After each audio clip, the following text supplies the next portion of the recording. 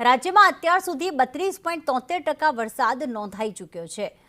સૌથી વધુ વરસાદ દક્ષિણ ગુજરાતમાં 35.75% અને પૂર્વ મધ્ય ઝોનમાં 34.66% વરસાદ નોંધાયો છે।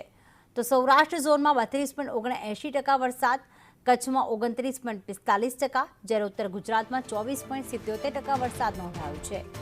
ભારે વરસાદના પગલે 80 રસ્તાઓ હજુ પણ બંધ છે। વરસાદથી 4 સ્ટેટ હાઈવે અને 83 પંચાયત હાઈવે બંધ છે। તો ભારે વરસાદથી સૌથી વધુ નવસારીમાં 25 રસ્તાઓ બંધ છે। અત્યાર સુધી 88 જેટલા રસ્તાઓ બંધ છે, જેમાં સૌથી વધુ નવસારીને જોડતા જે રસ્તાઓ છે 25 જેટલા રસ્તાઓ છે તે બંધ છે।